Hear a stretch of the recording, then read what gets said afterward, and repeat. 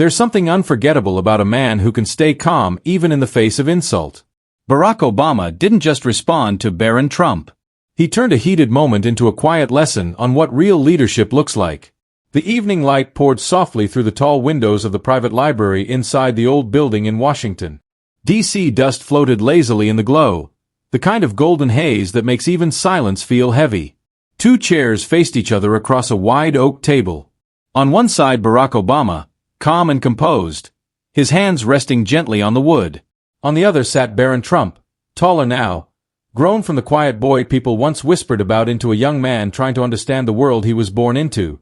The meeting had been arranged quietly without cameras, reporters, or scripts. No one outside a few close aides even knew it was happening. It wasn't political, at least not officially. It was meant to be a conversation, a chance for two generations to talk about leadership, choices, and the price that comes with both. But under the surface there was tension, deep tension. Barron carried the weight of his father's voice, President Donald Trump, who was now back in office. The Trump name had always been surrounded by strong opinions and louder emotions. And Barron had grown up in that noise.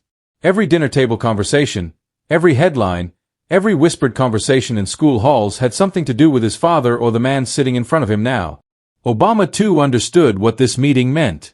He had faced criticism from Barron's father for years, questioned, insulted, doubted. Yet here he was, sitting across from the son of that same man, calm as if the past didn't weigh on him. Maybe that was the mark of time. Or maybe it was just experience. The room smelled faintly of old books and coffee. Outside, the sound of distant traffic mixed with the occasional hum of wind against the windows. For a moment, neither spoke. The quiet stretched thick and uneasy. It was the kind of silence that builds just before something important is said. Barron was the first to break it. "Thank you for meeting me," he said, his voice steady, but with a hint of nervousness underneath. "I didn't think you'd agree." Obama looked at him, a slight smile flickering. "I don't turn down a conversation," he said softly, "especially one that might help someone see things a little clearer." Barron nodded. He had practiced what he wanted to say in his mind all day, replaying the words until they sounded confident enough. But now, sitting here in front of Obama, he could feel the weight of history pressing on him. This wasn't just any man. This was the man his father had once called everything from unfit to a mistake for America. Yet Barron had come not to repeat his father's anger. At least that's what he told himself. But to challenge the story he had grown up hearing, to understand why after all these years the shadow of Obama still loomed over his father's words. He leaned back, watching Obama closely. "You know," he began, "my father always said that America lost its way under your leadership. That everything he had to fix started with your mistakes." Obama didn't flinch. He just nodded slowly, eyes calm. "That's quite a statement," he said. "Do you believe that too?" Barron hesitated. He wanted to sound sure. "I don't know. Maybe. I see the problems we face now. The division, the distrust, and I can't help but think it all started somewhere." Obama folded his hands. "And you think it started with me?" Barron met his gaze. "Maybe not all of it, but yes, some of it. People say you talked about unity, but the country ended up more divided than ever. You promised hope, but for a lot of people, things got worse." The room fell quiet again. Barron could feel his heartbeat pick up. He had said what he came to say, what he'd wanted to say for years. He waited for a reaction, for anger, for denial, but it didn't come. Instead, Obama just looked thoughtful. His eyes, usually warm, grew distant for a second, as if he was remembering something. Perhaps the long nights in the Oval Office, the meetings, the impossible choices. Then, after what felt like forever, he said, "Leadership doesn't happen in a perfect world, Barron. You don't get to choose the problems you face. You only choose how to face them." Barron frowned slightly. "That sounds like an excuse." Obama smiled faintly. "It's reality." Barron leaned forward. "But you talk about leadership like it's noble. What about responsibility? What about the damage that lasts after someone leaves office?" Obama's gaze lifted to meet his again. Calm but sharper now. "Responsibility means owning every decision, even the unpopular ones. But let me ask you this. Do you think your father ever made a choice that pleased everyone?" Barron froze. He hadn't expected the question to turn back on him. His instinct was to defend, but something about Obama's tone stopped him. It wasn't mocking. It was reflective, almost fatherly. For a moment, the air shifted. The tension didn't disappear, but it changed shape from confrontation to something heavier, deeper. Two legacies were sitting in that room, quietly measuring each other, both shaped by power, both carrying the weight of expectation. Obama glanced toward the window, the fading light catching his profile. "You came here for answers," he said. "But sometimes, Barron, the answers you get aren't about who was right or wrong. They're about what kind of person you want to become when you carry the name you were given." Barron didn't respond right away. He looked down at the table, his reflection faintly visible in the polished surface. For the first time, he wondered if this meeting was about politics at all, or if it was something much bigger. The silence between them had stretched too long. Barron could feel it pushing against his chest, pressing for release. The polite small talk was gone now. There was no reason to keep circling around. What he really came to say. He took a slow breath and straightened his posture, his eyes locking onto Obama's. There was no anger in his tone at first, just a determination that came from someone who had carried too many second-hand opinions for too long. "You know," he began, his voice low but clear. "My father always told me, leadership is about strength, about being unafraid to tell the truth, even if people don't like it." Obama nodded slightly, waiting. Barron's voice grew firmer. He said America needed someone who could fix what went wrong before him. That when he stepped into office, he was cleaning up your mess. The economy, the foreign deals, the loss of trust. He said, "All of it started under you." The words hung between them like smoke, visible, heavy, and slow to fade. Obama didn't interrupt. He just studied Barron's face, reading the conviction behind his eyes, the echoes of someone else's tone layered over his own. Barron continued, feeling more confident as he spoke. "When I look around, I see what he means. People divided, arguing about everything. It's like you planted that. You promised hope and unity, but all I see is the split you left behind." He leaned forward now, the nervousness from before replaced by fire. "You talked about progress, but what did that really mean? Because from what I've heard, progress just made some people rich and left others angry. You said you want change, but it feels like you built a country that doesn't even know what it stands for anymore." Obama took a slow breath, but still said nothing. His eyes didn't move, but something in them shifted. A deeper awareness, maybe even sadness. Barron didn't notice. He pressed on. "And then there's the truth about you. My father always said there were questions that never got answered. He said people had a right to know who was leading them, about where you came from, about whether everything we were told was even real." The words came out sharper than he meant them to. But he didn't stop. He had grown up hearing these lines repeated so many times that they almost felt like facts. "My father questioned you because no one else would," Barron said, his voice rising slightly. He stood up when others were afraid. He said what everyone was thinking, but too scared to say. You called it an attack, but he called it truth. The weight of those sentences filled the room. Even Barron could feel it now, the edge of danger in his words. But it was too late to pull back. He had started this and there was no one doing it. He wanted to see how Obama would respond. How this calm, measured man would react when faced with the same tone of accusation that had haunted him for years. Maybe Barron wanted to test him. Maybe deep down he wanted to see if Obama would lose his control the way his father never did. But Obama didn't move. Not a flicker. He just sat there, hands clasped loosely, eyes never leaving Barron's face. The stillness unnerved him. "You really believe that?" Obama finally asked quietly. Barron hesitated, then forced a nod. "I believe in what I've seen, in what I've heard. You talk about unity, but your time in office split people more than ever. That's not what leadership looks like to me." There was a faint tremor in his voice now. Not from fear, but from the realization that he had just said everything his father might have wanted him to say. Every sentence sounded like armor. Hard, polished, protective, but beneath it, a small part of him wondered if any of it truly belonged to him, or if he was just carrying someone else's war. Obama's expression softened, but only slightly. He leaned forward, elbows resting lightly on the table. "You've thought a lot about this," he said calmly. But tell me, when you talk about leadership, whose voice do you really hear? Yours or your father's?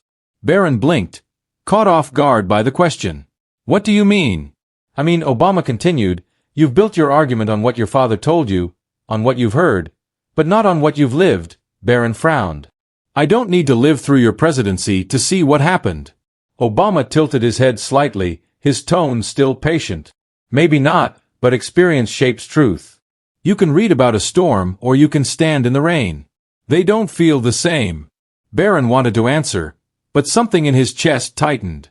He wasn't used to being spoken to like this, not with hostility, but with quiet certainty. He could sense the balance shifting. He tried again, grasping for ground. It's not just my father. A lot of people agree with him. Millions. They can't all be wrong. Obama smiled faintly. They can all be human. That answer landed harder than Barron expected. For a moment, he didn't know how to respond. He could feel the frustration building, the urge to push harder.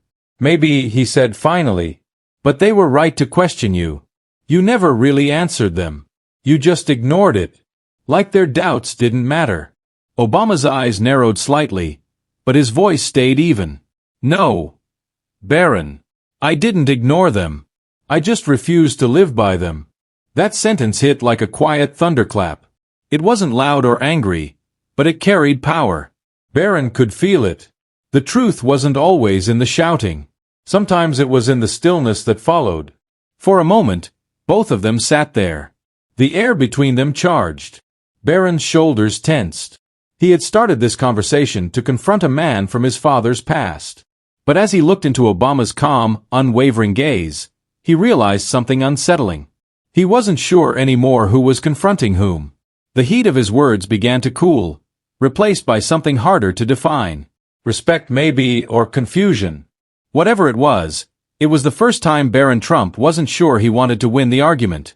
For a moment, the silence after Barron's words felt like it would never end. The fire that had burned in his voice still hung in the air. But now it began to flicker. Across the table, Obama's calm presence seemed to swallow the tension rather than fight it. He didn't rush to reply. He didn't meet aggression with defense. He simply watched Barron, his expression steady, as if he were looking past the surface, into the thoughts behind the young man's anger. When he finally spoke, his tone was low and deliberate. The kind that made you listen, even if you didn't want to. You've learned to speak with your father's certainty, he said. Strong words, clear judgment. But let me ask you something. Did you come here to understand me or just to challenge me?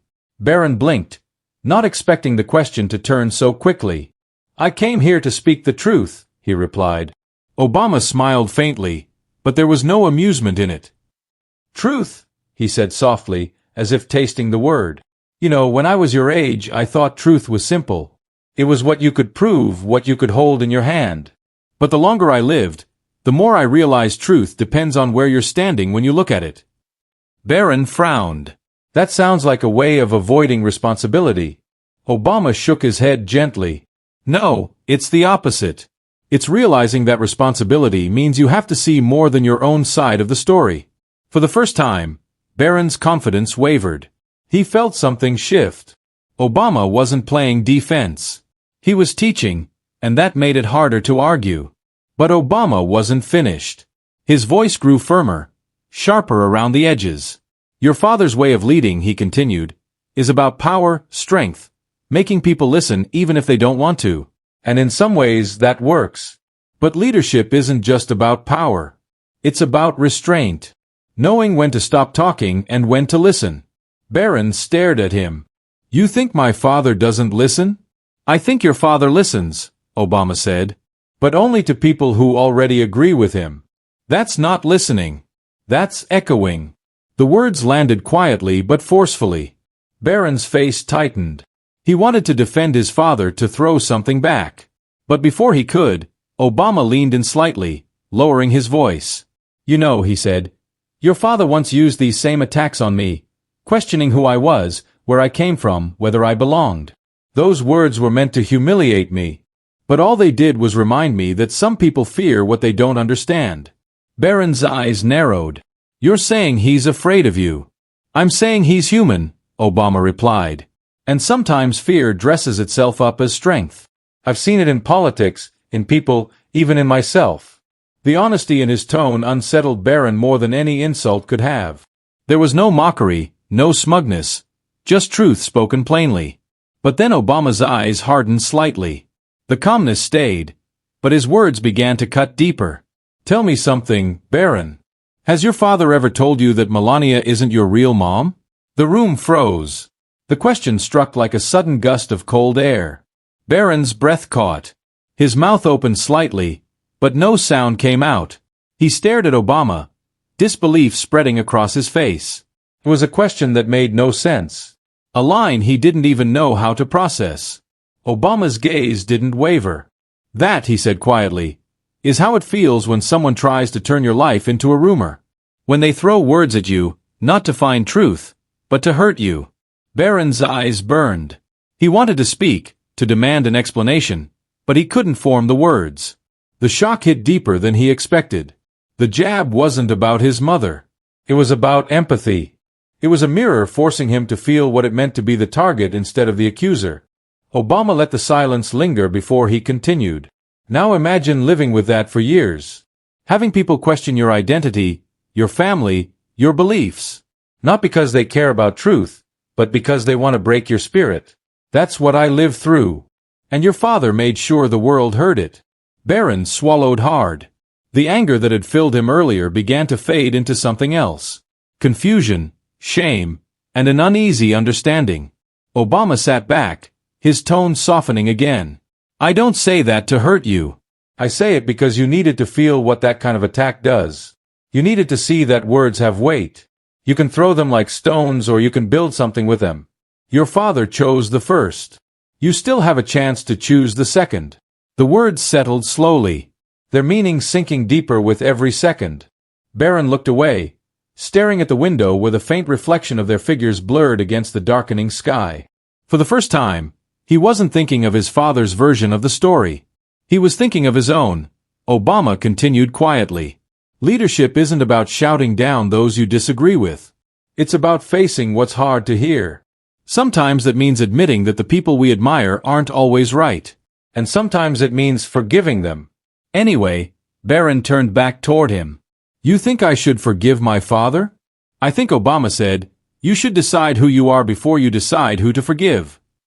There was something final in the tone, a steady line between advice and warning. Barron felt it settle in his chest, heavy and undeniable. He looked at Obama again, but the words wouldn't come. He had come into this room thinking he was strong enough to challenge a former president. But now he understood strength meant something entirely different. It wasn't about speaking louder. It was about standing still when the truth found you. The air between them stayed quiet, thick with what had just been said. Somewhere deep inside, Barron felt a strange mix of respect and resentment. He didn't want to admit it, but Obama had made his point. For the first time in his life, Barron Trump wasn't sure if his father's lessons about strength had taught him everything he needed to know. The air in the room had changed completely. The sharp energy that had filled the space earlier was gone, replaced by something heavier, quieter, like the stillness that lingers after a storm has passed. But before you can see the damage, Barron sat frozen, his thoughts racing so fast that he couldn't catch a single one. Obama's words still echoed in his mind. Did your father ever tell you that Melania isn't your real mom? He knew what the former president meant. It wasn't about truth or rumor. It was about pain. It was about what it feels like to be on the other side of a lie. But understanding that didn't make it hurt any less.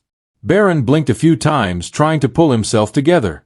His throat was tight, his heart pounding. He wasn't used to feeling like this. Caught off guard, stripped of control. He wanted to fight back, to say something clever, something strong. But the words wouldn't come. Across from him, Obama didn't gloat. There was no satisfaction in his face, no triumph in his eyes. He simply watched, his expression steady, as if waiting for Barron to find his balance again. When Obama finally spoke, his voice was calm, almost gentle. You see how that felt? He asked quietly. Just for a second, your world shook. You wondered if something that's part of who you are might not be real. Now imagine living like that every day, having millions of people question you, mock you, doubt your existence. That's what it means to be on the other side of those words. Barron swallowed hard. He didn't look up. He couldn't. The truth of what Obama was saying hit him deeper than he wanted to admit. Obama leaned back slightly, his tone turning reflective. When I was in office, I learned something very quickly. You can't please everyone. You can't even reach everyone. But you have to try. You keep your head up. You make your choices. And you let time decide what kind of leader you were. He paused for a moment, eyes softening. I made mistakes. Every president does. But I stood for something. That's the difference. Your father stands for himself. I stood for the people who believed in something bigger than one man. Barron's jaw tightened. He wanted to defend his father, to remind Obama that millions supported him too. But he couldn't find the conviction. Not this time. The fire that had driven him into this conversation had burned out, leaving only questions behind. Obama continued, his words measured. You're young, Barron. You still have time to decide what kind of man you want to be. You can keep living through your father's battles, carrying his grudges, fighting his enemies, or you can start building something of your own. Barron looked up finally, eyes red but steady. You think I'm just like him, he said softly. Obama shook his head. No, I think you're still figuring out who you are. But the longer you let someone else's anger define you, the harder it becomes to find your own peace. Those words landed harder than any insult could. They cut straight to the truth Barron had been trying to avoid. For so long, his father's world had been his world. Every belief, every opinion, every grudge, it had all been passed down like a family heirloom. But sitting here now, across from the man his father once despised, Barron wasn't sure what he actually believed anymore. The silence stretched again. Barron rubbed his hands together, trying to steady them. He could feel the sting of emotion rising in his chest. He hated that.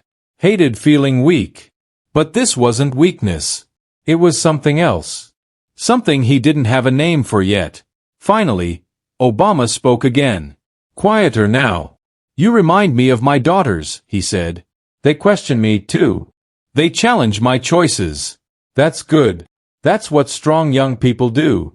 But they also learn that the world isn't black and white. It's made of choices that all cost something. Barron listened without interrupting. He didn't trust his voice to speak. Obama looked at him steadily. Leadership isn't about never being questioned. It's about how you respond when you are. I didn't always get it right, but I showed up every day and tried. That's my record. 2 terms, 1,000 challenges, and 1 promise kept. I left the office with my integrity. The calm certainty in those words settled over the room like a quiet truth. It was impossible to argue with. Barron lowered his head. His shoulders slumped slightly and his face softened. He wiped out his eyes quickly, hoping Obama wouldn't notice, but he did. Obama didn't comment on it, though. He simply watched as Barron took a slow, uneven breath. When Barron finally spoke, his voice was small. I didn't mean to insult you, he said. Obama nodded once. I know. The young man stood up, brushing his sleeve with a shaky hand. He didn't know what to say next.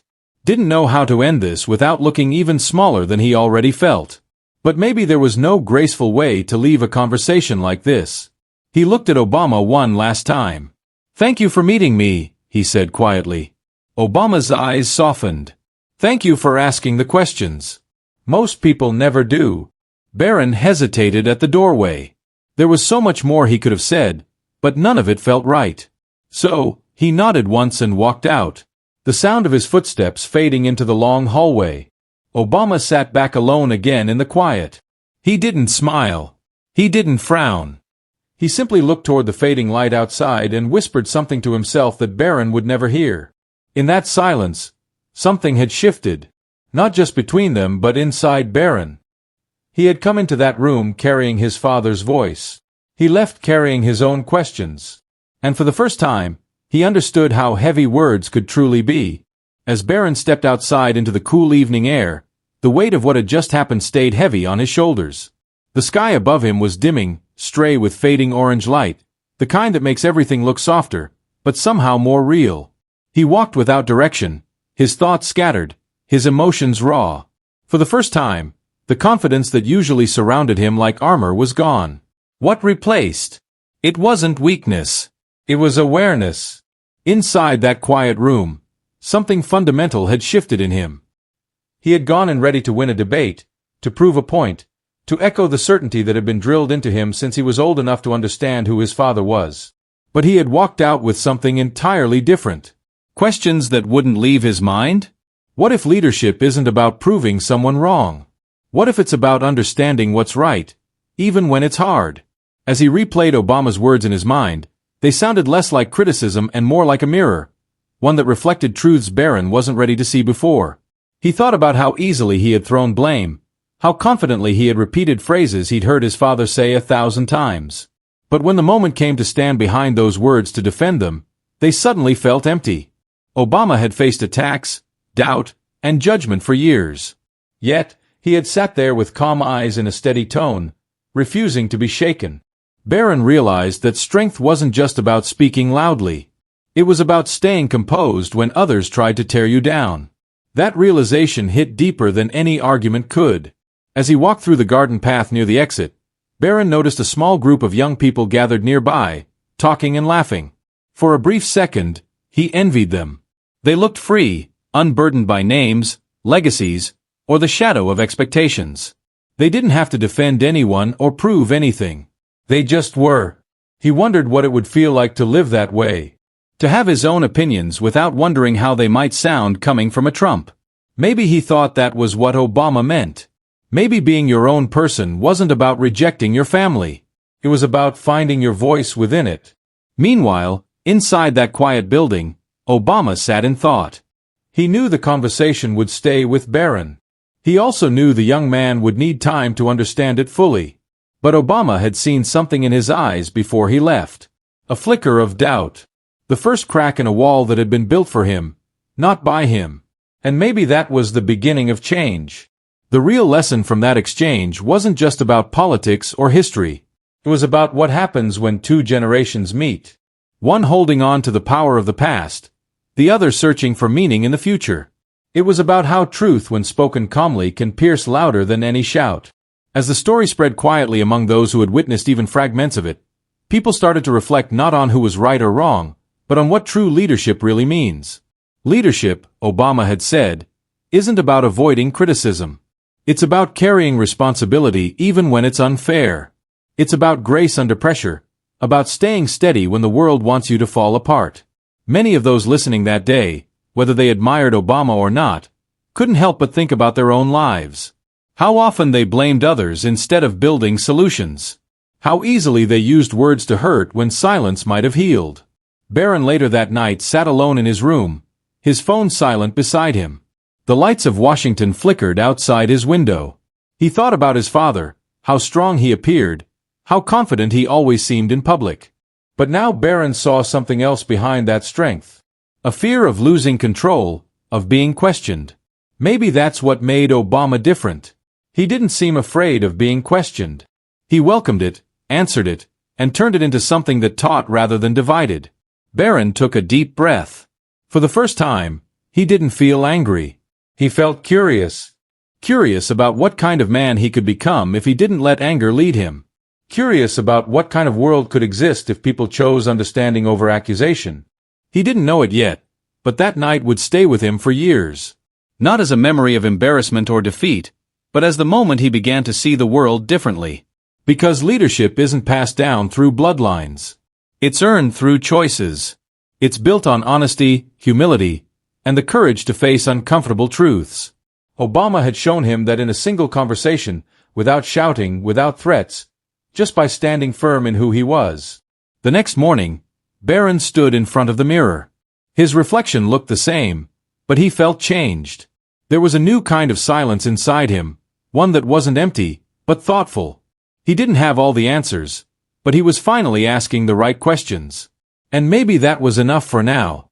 For everyone hearing this story, the lesson isn't just about two famous names meeting in a moment of tension. It's about us. How we handle disagreement, how we speak to one another, how we decide what kind of people we want to be when power, pride, and legacy get in the way. True leadership, as Obama reminded that night, is not about winning arguments. It's about winning respect. It's not about pointing fingers. It's about opening minds. Barron walked away that day with something priceless. Perspective. And that in the end is what every leader must find for themselves. So when we think about leadership, whether in politics, work, or life, maybe it's time to ask what truly defines it. Is it the loudest voice in the room or the calmest one? Is it the person who blames others or the one who builds forward despite the blame? Barron Trump came face to face with that truth. And though it shook him, it also opened his eyes. Because sometimes the hardest lessons are the ones that teach us who we really are and who we still have the chance to become.